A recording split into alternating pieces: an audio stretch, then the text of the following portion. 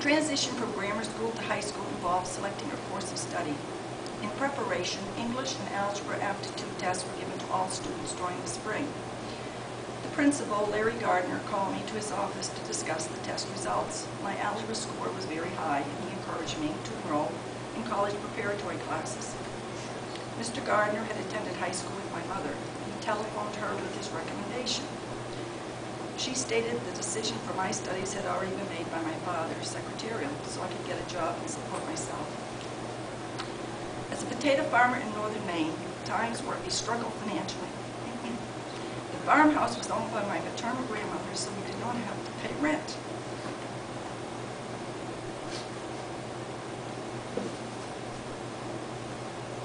Regardless, some summers, my father would collect $35 a week in unemployment benefits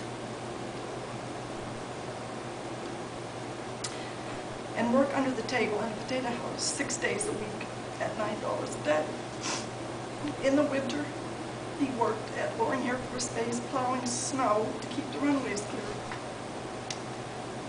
Dad knew they could not afford to send me on for further education after high school. I begged to no avail with no support from my mother. This was not a battle she wanted to wage. My parents were a product of the Great Depression and World War II. Their decisions were based on the limited financial resources available and on the need for me to support myself. I knew that at 18 I would be on my own. My 8th grade English teacher, known to students as Hawkeye, was a strict disciplinarian who seemed to see everything happening in the classroom. She rarely smiled. When she spoke, students listened. Her hair was always done in a severe bun, and she wore little makeup. Old-fashioned clothing made her look older than her 50 years. As she and I discussed college one day, I announced that regardless of how my father felt, it was my life and I wanted to go to college. Mrs. Hutchins did not verbally encourage me, but her smile and silence gave me the courage to disobey my father for the first time. I discussed my decision with Mr. Gardner. My parents had to sign off on the courses I enrolled in. My father would not relent, so I did not bring the papers home for his signature. At the end of the school year, I met again with Mr. Gardner. We picked out my courses, and he approved them without my parents' signatures. Neither did he call them and discuss his action. I had broken a basic commandment to honor my parents. Out of guilt and shame, I finally told my parents what I had done. My father threatened to send me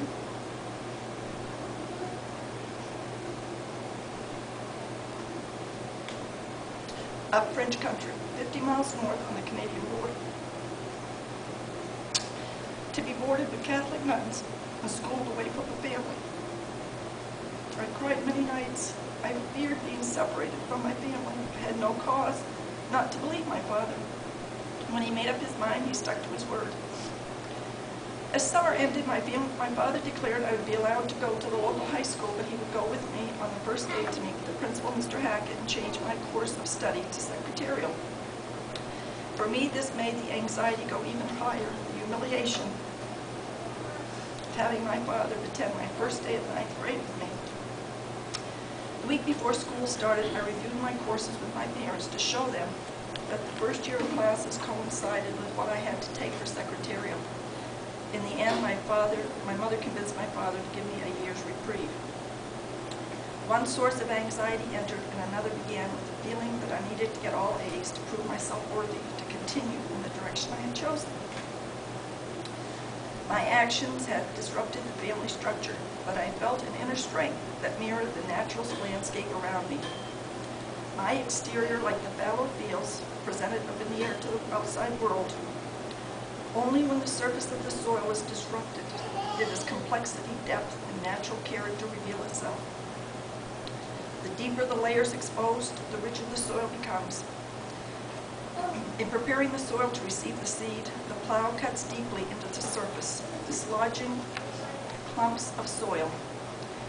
The harrow smooths out the crevices and brings the loose rocks up to be picked and discarded. The soil is manipulated to present a smooth, even landscape ready for planting. In the process, large slices of ledge do not yield to man's attempts to control them. These sheets of rock could not be dislodged. The farm equipment worked its way around these outcroppings. It was never a question of completing college, but what steps had to be accomplished to achieve my goal. I received a $100 scholarship at high school graduation. The higher scholarships went to students who were financially better off. The teacher told me that when the decisions were made, it was decided that since my family was below the poverty level, I had a better chance of government scholarships and loans. From the University of Maine, I did receive a $300 scholarship and a $700 government loan. I worked 15 hours a week on campus through the work-study program. In addition, one dorm on campus, Calvin Hall, was set aside for 48 disadvantaged girls from the state of Maine. The room and board was cut 50% in exchange for which we all worked at chores inside the dorm. My freshman year, I was assigned to kitchen duty after supper, cleaning pots and pans. This didn't leave much time for the social college experience, but I was not there for the college experience. I was there for the education to better my life, the knowledge to provide financial stability, the strength to overcome obstacles, the drive to succeed, and the tools and spirit to question the basic tenets of society. Like the land, I felt the buffeting of outside forces, the internal upheavals from change and the disruptions imposed by man. The land provided a feeling of oneness, a calmness within, a womb encompassing me, a non-judgmental acceptance. Tethered to the land and to those who came before, I felt a strength and spirit guiding me in my journey.